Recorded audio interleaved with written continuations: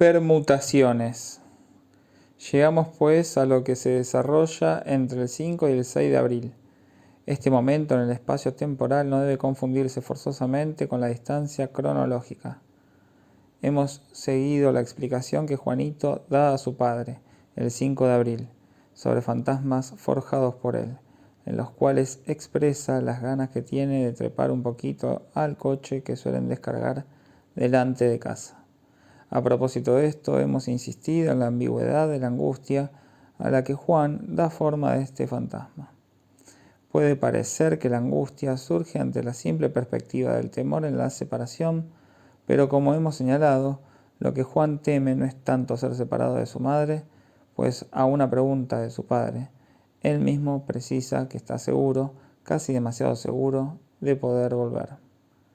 El 9 de abril, por la tarde, surge el Wegen dem Pferd, cuando Juan revela un momento que le parece significativo en la forma como pilló la tontería.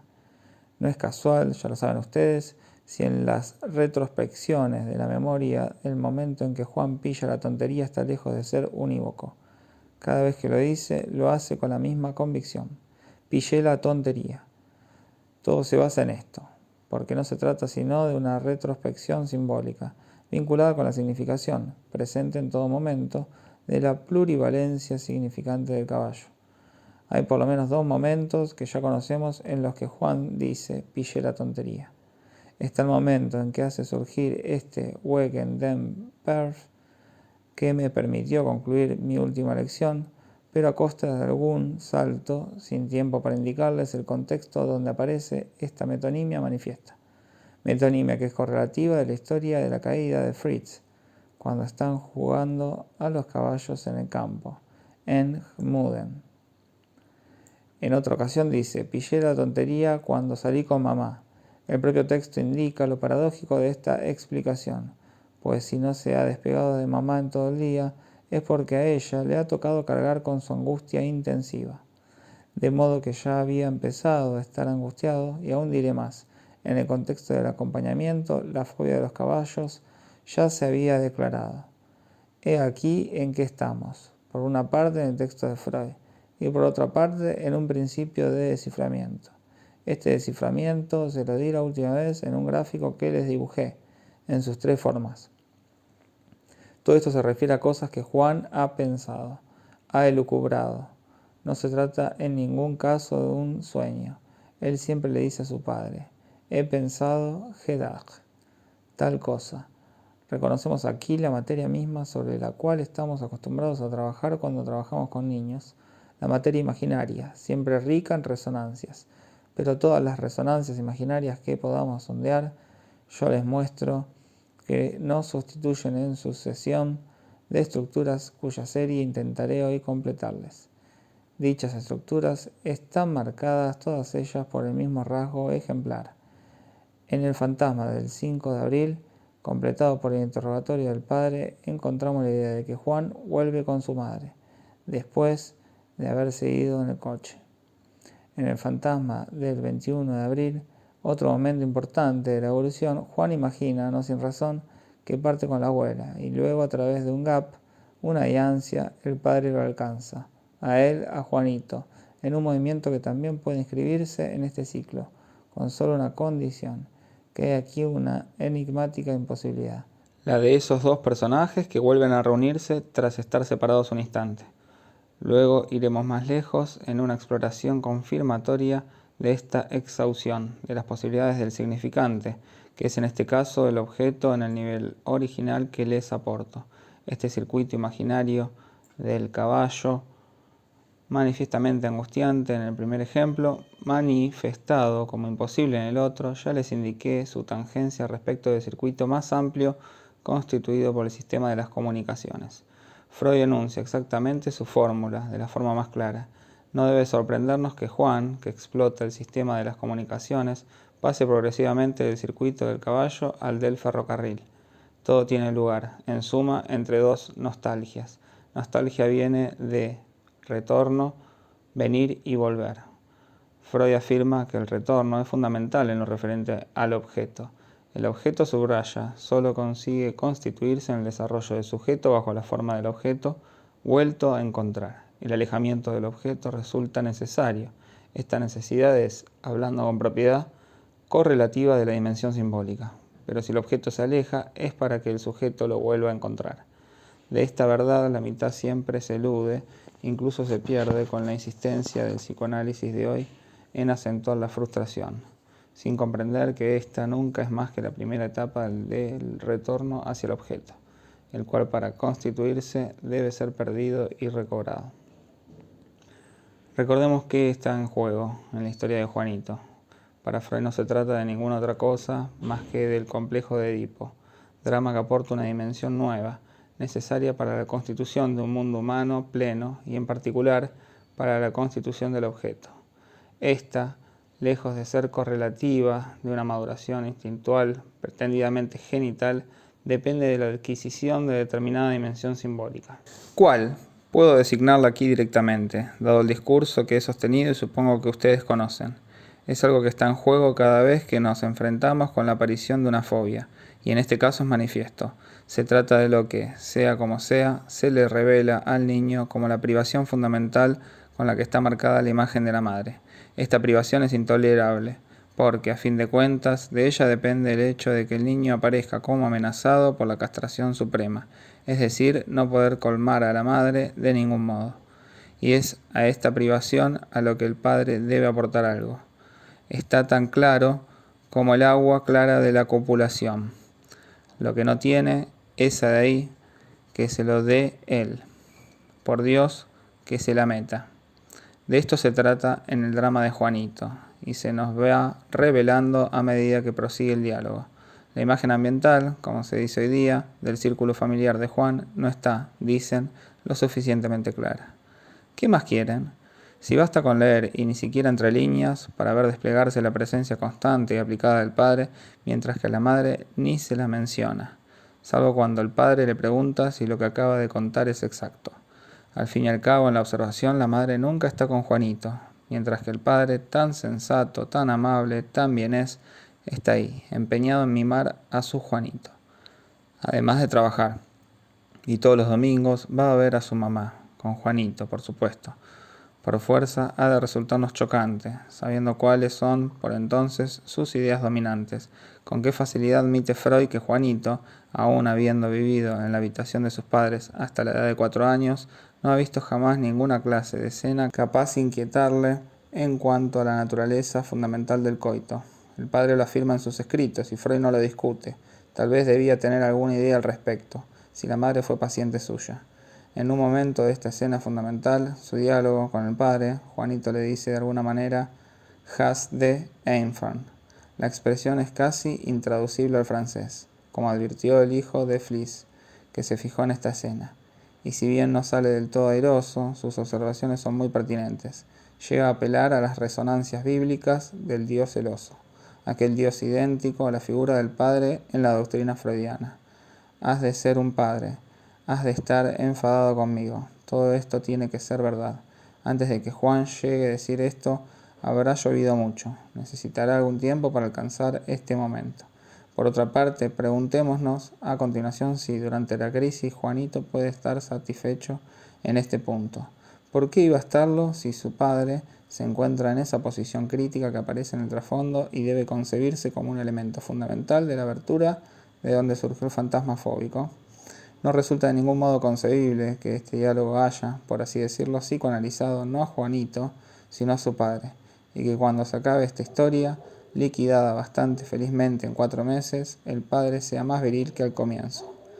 Dicho de otra manera, aunque Juanito lanza su llamada tan imperiosa a ese padre real, no hay ninguna razón para que lo haga surgir realmente. Si Juanito llega a una solución feliz de la crisis en la que habría entrado, vale la pena preguntarnos si podemos considerar que al terminar la crisis nos encontramos al final de un complejo de Edipo completamente normal.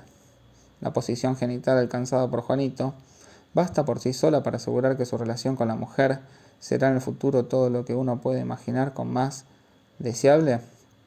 La cuestión queda abierta, y no solo queda abierta, sino que podemos hacer ya muchas observaciones al respecto.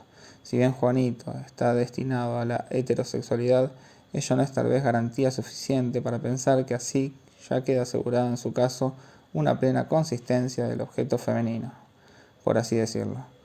Como ven, estamos obligados a proceder por pinceladas concéntricas. Hemos de tensar la tela con el cuadro entre los distintos polos a los que va clavada, para asegurar su fijación normal, formando así una pantalla que permita seguir este fenómeno particular, o sea, lo que ocurre en el desarrollo de la fobia, que es correlativo del propio tratamiento. Para ilustrar el lado poco animoso del padre en esta historia, se me ocurre un pequeño ejemplo muy simple que animará la investigación. Tras una larga explicación de Juanito, su padre, sobre lo mucho que le quiere, se pasa así toda la mañana. Están desayunando juntos, el padre se levanta de la mesa y Juan le dice: Bati ren nicht davon.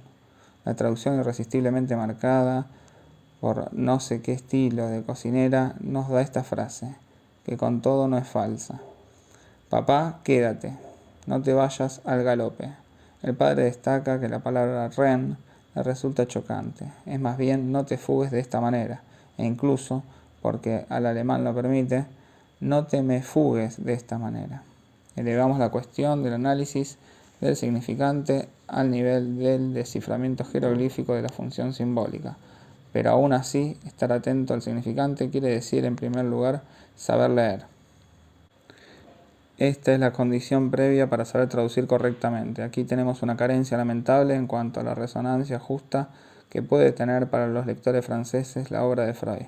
Estamos pues con el padre, ya casi hemos inscrito en este esquema el lugar que debería ocupar, pues por medio de él, a través suyo, a través de la identificación con él, es como Juanito debería encontrar la vía normal de ese circuito más largo por el cual ya es hora de que pase. Tanto es así que lo confirma lo que viene a redoblar la célebre consulta del 30 de marzo. Se trata de la consulta en casa de Freud, a donde Juanito ha ido acompañado por su padre. Para mí es la ilustración de esa duplicación, incluso la triplicación de la función paterna, en la que insisto como esencial para toda comprensión tanto del Edipo como propiamente de un tratamiento analítico, en la medida en que hace intervenir al nombre del padre.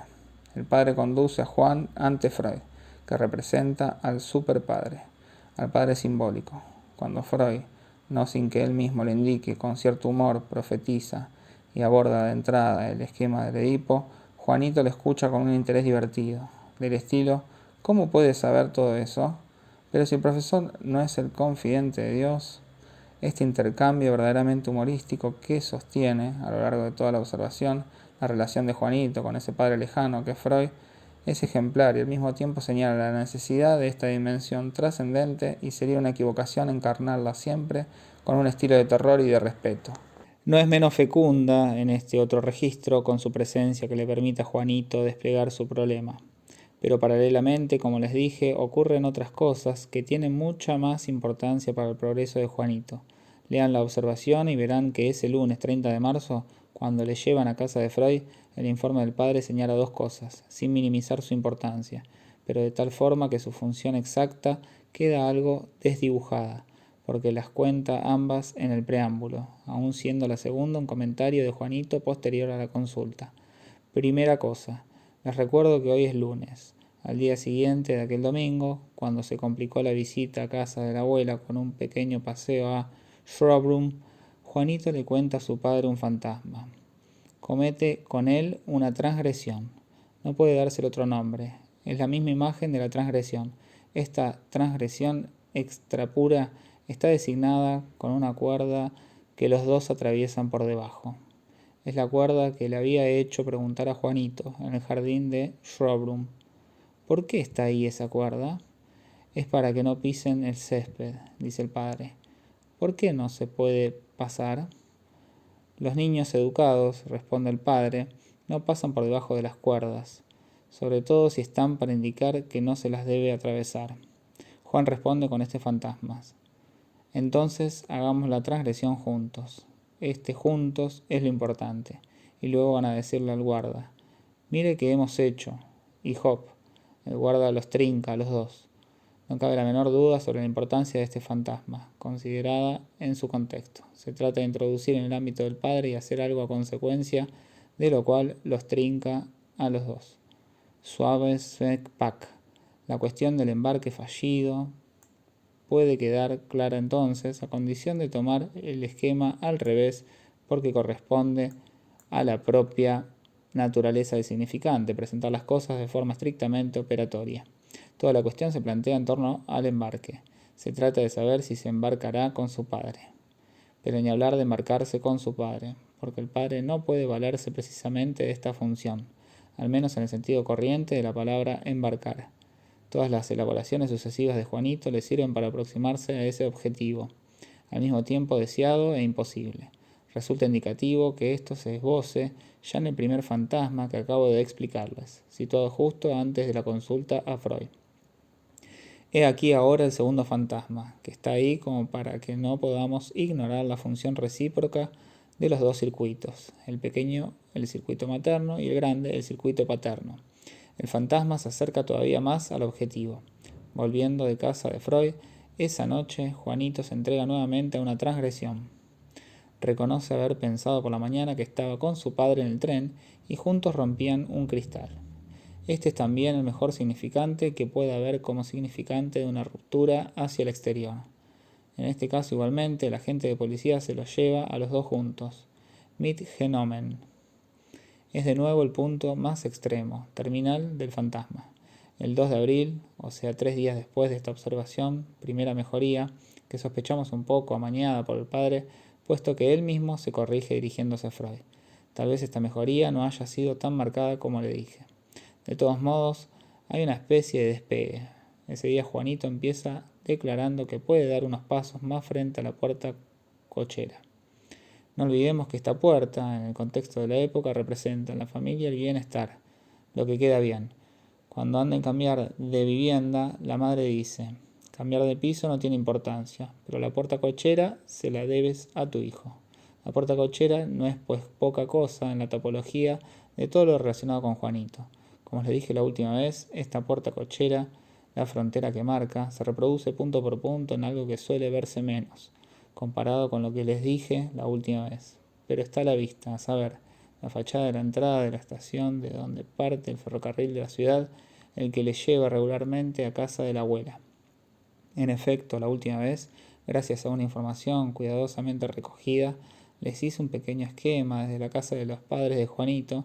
Se encontraba situada en la calle de atrás de la aduana, la Intere Solams 3. No es del todo exacto, me di cuenta, gracias a algo que una vez más les revelará a ustedes nuestra ceguera para los que tenemos delante de los ojos, lo que se llama el significante, la letra. En el propio esquema que tenemos en la observación de Freud está el nombre de la calle. Es la Untere Viaductagasse. Hay una calle escondida, lo cual permite suponer que hay, a un lado de la vía, un pequeño edificio. Está indicado en los planos de Viena y corresponde a lo que Freud llama Lagerhaus. Es un depósito especial consagrado a la concesión de los derechos de aduana para la entrada de comestibles en Viena. Esto explica todas las conexiones que hay. La vía de ferrocarril del Nordbahn, la vagoneta que juega cierto papel en el fantasma de Juan, el depósito al que se refiere Freud, justo enfrente de la casa, y al mismo tiempo la casa que se ve bien desde la entrada de la estación. Ya tenemos pues el decorado. En esta escena se desarrolla el drama. El espíritu poético y, si ustedes quieren, trágico de Juanito nos permitirá seguir su construcción. ¿Cómo concebir que Juanito haya necesitado pasar a un círculo más vasto? Ya se lo he dicho. Todo se debe al obstáculo que surge en las relaciones de Juan con su madre. Lo encontramos indicado constantemente. Su inserción en el mundo era su madre quien la había sostenido hasta entonces. La crisis que conocerá entonces el niño, podemos encontrar su traducción al pie de la letra, en esa angustia que le impide a Juanito irse más allá de determinado círculo a la vista de su casa. Obsesionados como estamos por cierto número de significaciones predominantes, a menudo nos ocurre que no vemos algo que, sin embargo, está inscrito de la forma más evidente en el texto de un síntoma tan a flor de significante como es la fobia.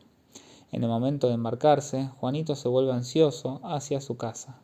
¿Por qué empeñarse en no comprender que no tenemos más que traducir esto tal como Juan lo presenta?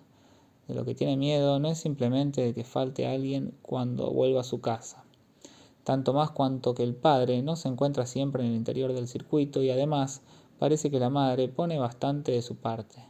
En el momento en que se encuentra Juanito, la cuestión es, como lo expresa ese fantasma en el que él va montado en coche, que toda la casa se vaya, que toda la barraca se largue. Se trata esencialmente de la casa. La casa es lo que está en juego en cuanto Juanito comprende que esa madre puede faltarle y él sigue siéndoles totalmente solidario. Lo que teme no es tanto que le separen de ella, sino que se lo lleven con ella, Dios sabe dónde. Este elemento lo vemos surgir a cada momento en la observación. En la medida en que es solidario de la madre, ya no sabe dónde está. Solo mencionaré un episodio. Se trata de esa segunda ocasión, el 5 de abril, que he destacado hace un momento, donde Juan sitúa el surgimiento de la tontería de forma tal vez algo arbitraria. Estaba con su madre, dice, y precisa que era sujeto después de la compra del chaleco. Entonces vieron al caballo de un ómnibus que se cayó al suelo. Se trata de esos ómnibus desde el interior de los cuales Juanito veía los caballos. Era un caballo con la grupa grande, de aquellos que yo todavía he conocido. Y cuando cae, algo le dice a Juan. Ahora siempre pasará lo mismo. Todos los caballos de ómnibus se caerán. Para hacer revivir la flor japonesa en el agua de las observaciones, ¿por qué no preguntarnos, siguiendo simplemente la curiosidad del padre, qué significa ese momento del día, donde Juanito estaba con su madre? El propio padre le pregunta, ¿dónde estuviste ese día con mamá? Vemos cómo se desarrolla el programa. Estuvieron en el skating ring, luego en el cafe house. Inmediatamente después vino la caída y por fin, episodio distinto de todo lo anterior, fueron a la pastelería. El hecho de haber ido Ben Zuckerbacker mit der Mami a la pastelería con mamá, de haber estado juntos todo el día, parece indicar que hay, yo no diría un agujero o una censura por parte del niño, sino que ha ocurrido algo. Juan subraya claramente que estaba con mamá y con ninguna otra persona que hubiera podido haber por ahí. Esté con mamá, mit der Mami, tiene el discurso de Juanito el mismo valor, el mismo acento, el mismo papel que cuando subraya nicht mit der Madres, ganz allen mit der Madriel. Ese tono con el que el padre lleva el interrogatorio bastante lejos, tono que luego abandona rápidamente, nos deja percibir algo igualmente confirmado más arriba, cuando Juanito va a buscar a su padre a la cama y le indica que cuando está ausente teme que no vuelva a casa. ¿Alguna vez te he amenazado con irme?, pregunta el padre. Nadie me ha dicho que vayas a irte. Mamá me dijo un día que ella se iría. Y el padre, para calafatear el abismo, le dice, te lo dijo porque te portabas mal. En efecto, se ve lo que está en juego en todo momento. Sin llegar más lejos, una investigación de carácter policial, digamos que para Juanito se trata de lo que cuestiona la solidaridad de la pareja de sus padres, algo que encontramos perfectamente resuelto en la catamnesis de la observación. En eso reside la angustia de que se lo lleven a la barraca materna, bastante presente desde el primer fantasma. Si el caballo tiene aquí la propiedad de representar la caída que amenaza a Juanito, por otra parte está el peligro expresado mediante la mordedura del caballo. Esta mordedura que empieza a temer en el momento en que se abre la crisis, al no poder ya manifiestamente satisfacer a su madre, ¿es eso una retorsión? Se puede querer encontrar ahí eso que se explota de forma confusa en la idea del retorno del impulso sádico, tan importante como ustedes saben entre los temas kleinianos. Pero no se trata tanto de esto como de lo otro que les indiqué, o sea aquello en lo que el niño aplasta su decepción de amor. A la inversa, si él decepciona, ¿cómo no va a ver que está lo bastante cerca como para ser engullido? La madre, insatisfecha, insoportablemente privada, puede morderlo igualmente. El peligro se ha hecho cada vez más amenazador por su propia privación, y no hay ya por dónde cogerlo, puesto que él no puede morder de la misma forma. Lo cierto es que el caballo representa a la vez caer y morder. Estas son sus dos propiedades. Se lo indico porque en el primer circuito el elemento de la mordedura lo vemos tan solo de alguna manera eludido. Prosigamos y puntuemos lo que vendrá después de un momento preciso que era necesario explicar, poniendo de relieve cómo se ha producido, a una costa de revisar uno a uno los sucesivos fantasmas de Juanito. Desde este momento se producen cierto número de otros fantasmas que puntúan lo que llamé la sucesión de las permutaciones míticas. El mito a nivel individual se distingue por toda clase de características de la mitología desarrollada. Esta se encuentra en la base de todo equilibrio social en el mundo, como es patente allí donde los mitos están presentes con su función, pero incluso cuando están aparentemente ausentes, como sucede en nuestra civilización científica. No crean ustedes que no están en alguna parte, aunque de ninguna manera se puede devolver el mito individual a una identidad con la mitología. Sin embargo, tienen una característica común, la función de solución en una situación de callejón sin salida, como la de Juanito entre su padre y su madre. El mito individual reproduce a pequeña escala este carácter profundo del desarrollo mítico, siempre que podemos comprenderlo lo suficiente. En suma, consiste en enfrentarse con una situación imposible mediante la articulación sucesiva de todas las formas de imposibilidad de la solución. En este sentido, la creación mítica responde a una pregunta. Recorre el círculo completo de lo que se presenta al mismo tiempo como una posible apertura y como una abertura imposible, impracticable. Al terminar el circuito, se ha realizado algo que significa que el sujeto se ha situado al nivel de la pregunta. En esto Juan es un neurótico y no un perverso. No es artificial distinguir la dirección de su evolución de otra dirección posible. Este sentido está indicado en la propia observación, se lo mostraré la próxima vez. Pero puedo decirles, ya que todo lo que se produce alrededor de las bragas maternas indica en negativo la vía que Juan hubiera podido tomar, del lado de lo que desemboca en el fetichismo. Las braguitas están ahí, nada más y nada menos, para presentarnos una solución que hubiera podido consistir en que Juan se aferrara a esas braguitas detrás de las cuales no hay nada, pero en ellas hubiera podido pintar lo que se le antojara. Pero precisamente porque Juanito no es un simple amante de la naturaleza, es un metafísico. Sitúa la pregunta precisamente donde está, es decir, donde algo falta. Y entonces pregunta, ¿dónde está la razón, en el sentido en que se dice razón matemática, de esta falta de ser? Y como cualquier espíritu colectivo de la tribu primitiva se comportará con el rigor que ya sabemos y recorrerá el ciclo de todas las soluciones posibles, con una batería de significantes escogidos, no lo olviden, el significante no está ahí para representar la significación, sino más bien para completar las ansias de una significación que no significa nada, porque la significación está literalmente perdida, porque el hilo se ha perdido, como en el cuento de Pulgarcito. Los guijarros del significante surgen para colmar ese agujero y ese vacío. De estos fantasmas les di la última vez 3 ejemplos: el fantasma del coche frente al muelle de carga, el del descenso fallido del tren en el Gmuden, finalmente el de la partida con la abuela y el retorno hacia el padre, a pesar de su evidente imposibilidad. Ahora pondremos en serio una secuencia de otros fantasmas que ilustran lo que les estoy diciendo, porque si sabemos leerlos, cubren y modifican la permutación de los elementos. El primer fantasma de la serie les mostrará enseguida dónde se da el paso. Se sitúa en un momento bastante tardío del progreso del diálogo entre el padre y Juanito, el 11 de abril. Se trata del fantasma de la bañera, en el que todo el mundo se fija con una especie de confusa ternura, como si encontraran ahí no sé qué cara conocida, aunque son incapaces de decir cuál. Este fantasma es el siguiente. Juan está en la bañera.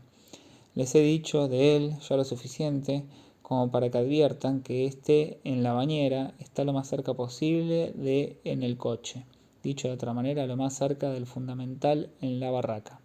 Se trata de la conexión con ese chisme siempre dispuesto a escabullirse, que es la plataforma del soporte materno. Entonces entra alguien que de alguna forma es el tercero esperado, el Schlosser, el cerrajero que desatornilla la bañera y luego, con su Verbikey Boer, Freud introduce en una nota la posibilidad de un equívoco con haber nacido. Geboren, sin resolverlo, perfora el vientre de Juanito. Con los métodos habituales de interpretación que empleamos, enseguida tratan de forzar las cosas, y Dios sabe todo lo que se puede llegar a decir de este fantasma. Por su parte, el padre no deja de ponerlo en relación con la escena que se produce habitualmente en la cama de la madre, a saber, que Juanito expulsa al padre y de alguna forma lo reemplaza, y luego es objeto de alguna agresión por parte del padre, salvo cuando lo es por parte de la madre. No es que esto sea un error absoluto, pero para permanecer estrictamente en el plano donde se sitúan las cosas, digamos que si la bañera responde a Wagen, Eso con lo que Juanito mantiene una relación de solidaridad que trata de superar, sin lugar a dudas, el hecho de que se la carguen es algo que de todas formas se debe tener en cuenta. Igualmente debemos tener en cuenta que por otra parte, en su fantasma, perforan a Juanito a la altura del vientre. En efecto, podemos concebir que en el sistema de las permutaciones es él quien acaba asumiendo personalmente el agujero de la madre, o sea el abismo, el punto crucial, el punto último en cuestión, la cosa que no se puede mirar, que flota en forma de una negrura siempre inaprensible delante de la figura del caballo, precisamente donde muerde, la cosa dentro de la cual no se debía mirar. Ya verán cómo es igualmente Juanito quien lo dice, si se remiten al pasaje donde se refiere a las bragas de la madre. Juanito, preguntado por su padre más allá de la razonable, aporta, oponiéndose a todas sus sugestiones, 2 elementos y solo 2. El segundo, se lo diré la próxima vez cuando volvamos a analizar este momento. Pero el primero es este, le escribirás al profesor y le dirás que he visto las bragas, que he escupido, que he caído por el suelo y que he cerrado los ojos para no mirar. Pues bien, en el fantasma de la bañera, Juanito tampoco mira, pero asume el agujero, es decir, la posición materna. Tenemos aquí el complejo de Edipo invertido, el cual, como nos muestra la perspectiva del significante, es necesario porque no es más que una fase del complejo de Edipo positivo. ¿Qué ocurre luego? Con uno de los fantasmas posteriores al 22 de abril, volvemos a otra posición, que es la de la vagoneta. Juanito, perfectamente reconocible bajo la forma de un pilluelo, va montado en la vagoneta donde le han dejado desnudo toda una noche, y es algo muy ambiguo, a la vez un deseo y un temor. Esto está estrictamente vinculado con el momento inmediatamente anterior, cuando le dice a su padre, en ese diálogo que como les he indicado es capital, estabas ahí como un todo desnudo, als Nackter. En el artículo que les mencioné, Robert Fliss subraya en este sentido el carácter tajante del vocabulario del niño, como si de golpe el espíritu bíblico lo poseyera, y eso desconcierta a todo el mundo, tanto que se precipitan a colmar el agujero poniendo entre paréntesis, quiere decir descalzo. Fliss observa con gran pertinencia que el estilo del término es destacable y que esto se inscribe claramente como una continuación de aquel momento en que, una vez más, había invocado a su padre. Haz tu trabajo. Al fin y al cabo, si no hay forma de ver cómo se satisface la madre, al menos que esté satisfecha, tienes que hacerlo. Ha de ser verdad. Das muss wahr sein quiere decir, sé un verdadero padre. Precisamente después de dar a la luz esta fórmula que nos muestra claramente que es convocado, en la realidad Juanito fomenta en su fantasma que pasa toda una noche en el coche, en el circuito más amplio del ferrocarril. Pasa ahí toda una noche, cuando hasta en ese momento las relaciones con la madre se basaban esencialmente en intercambios hechos Hess-Wins, a toda velocidad. Y hasta ese momento él lo ha querido así. Por otra parte, se lo explica a su padre, también en ese diálogo del que estamos hablando, el 21 de abril. En efecto cuenta, desarrollando su fantasma. Tendrías que dar una patada a una piedra, hacerte daño, hacerte sangre y desaparecer. Así tendría tiempo de estar en tu sitio un rato. Pero tú volverías. Tenemos aquí de nuevo el ritmo de lo que podemos llamar el juego primitivo de la transgresión con la madre, que solo se sostiene precisamente en esta clandestinidad. Otro fantasma, el 22 de abril, Juanito pasa toda la noche en la vagoneta y a la mañana siguiente le dan 50.000 gulden.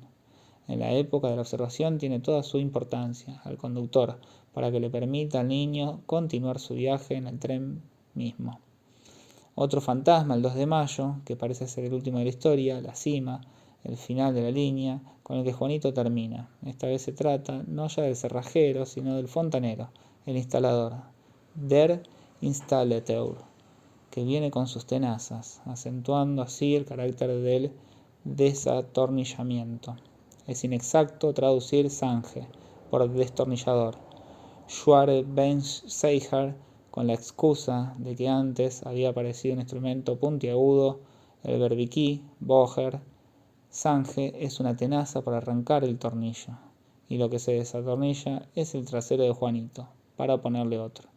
He aquí pues que se ha dado un paso más. La superposición de este fantasma con el anterior de la bañera queda suficientemente evidenciada por las relaciones de tamaño entre el trasero y la bañera, articuladas de la forma más precisa por el propio Juanito. Solo se siente a gusto en la bañera que tienen en casa, en Viena, porque se adapta a su pequeño trasero, que así da la talla. Esta es la cuestión, ¿da la talla o no la da? En este caso, sí, encaja, incluso se ve obligado a quedarse ahí sentado, pero siempre que la bañera está lejos de ofrecer las mismas garantías. Se reanudan los fantasmas de engullimiento y la angustia, de forma que se niega a bañarse en ninguna otra parte, como en Gmuden o en cualquier otra bañera mayor. Sin que haya, por supuesto, equivalencia de significación, hay superposición en el esquema, del trasero desatornillado con la bañera anteriormente desatornillada. También hay correspondencia, y al mismo tiempo algo cambia, con el hecho de que el coche arranca o no arranca más o menos deprisa, de la rampa a la que momentáneamente está adosado. Completo el último fantasma. El instalador le dice luego a Juanito, date la vuelta y enséñame tu wiwi. Realidad insuficiente que no consiguió seducir a la madre.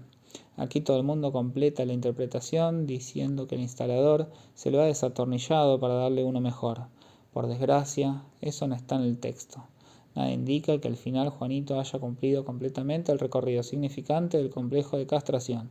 Si el complejo de castración es algo, es esto. En alguna parte no hay pene, pero el padre es capaz de dar otro. Aún diremos más. En la medida en que el paso al orden simbólico es necesario, hasta cierto punto siempre es necesario que el pene haya sido retirado y luego devuelto. Naturalmente, nunca puede ser devuelto, porque todo lo que es simbólico es por definición perfectamente incapaz de devolverlo. Ahí reside el drama del complejo de castración. El pene es retirado y devuelto solo simbólicamente. Pero en un caso como este, vemos que el pene es retirado simbólicamente y no es devuelto. Por lo tanto, se trata de saber en qué medida le puede bastar a Juanito con el recorrido que ha hecho. Puede decirse que es equivalente desde el punto de vista del examen, que Juan ha recorrido un circuito suplementario y que el solo hecho de que sea un ciclo o un circuito basta para cumplir el rito de pasaje y para darle un valor igual que si se hubiera terminado por completo. Al menos la pregunta se plantea. De todos modos, como podemos hacer progresar nuestra comprensión de las formaciones sintomáticas, no es fuera del terreno estricto del análisis del significante. Antes de dejarles, como siempre procuro acabar con algo que les divierta, trataré de mostrárselo con una última observación. ¿Qué son esas tenazas? ¿De dónde vienen? En ningún momento se había hablado de ellas. La madre ha podido decir, te la cortarán. El padre nunca ha dicho, volverán a atornillártela. Sin embargo, quedándonos en el plano del significante, con lo que el instalador interviene cuando se trata de desatornillar el trasero, no hay ninguna duda. Se trata de unas tenazas o unos alicates. Resulta que he visto que antiguamente esos dientes enormes con los que un caballo puede morder un dedo a Juanito se llamaban en todas las lenguas pinzas. Y además la parte delantera de la pezuña con la que el caballo hace su pequeño crawl se llamaba también una pinza. En alemán, Zange. Esta palabra tiene los mismos dos sentidos que la palabra pince en francés. Les diré más, en griego tiene exactamente el mismo sentido. Esto no lo he encontrado hojeando en griego el manual del cerrajero, que no existe, sino por casualidad, en el prólogo de la obra Las Fenicias de Eurípides. Yocasta, antes de contar la historia de Antígona, da un detalle muy curioso sobre lo que sucede en el momento de la muerte de Layo, con tanto cuidado como el que yo he puesto al construir esas pequeñas redes de los ferrocarriles y de las avenidas vienesas. Explica por dónde han venido cada uno de ellos. Los dos iban a Delfos, se encontraron en la encrucijada, entonces se desencadena la disputa por la prioridad entre uno, que va en carro, y el otro, que va a pie. Se las tienen, llegan a las manos, y el más fuerte, Edipo, pasa adelante. Entonces Yocasta tiene cuidado de advertir, detalle que no he encontrado en ninguna otra parte, que si la disputa se reanudó es porque uno de los corceles había golpeado con su pezuña el talón de Edipo. Así, para que Edipo cumpliera su destino, no bastaba con que tuviera el pie hinchado por el hierrecito que le habían pasado por los tobillos, sino que como el padre de Juanito, ha de tener en el pie esa herida hecha precisamente por la pezuña de un caballo. Pezuña que se llama en griego, como en alemán, como en francés, pinza, porque designa tanto una pinza como las tenazas. Esta observación está destinada a mostrarles que no exagero cuando les digo que, en la sucesión de las construcciones fantasmáticas de Juanito, siempre da vueltas el mismo material. 15 de mayo de 1957.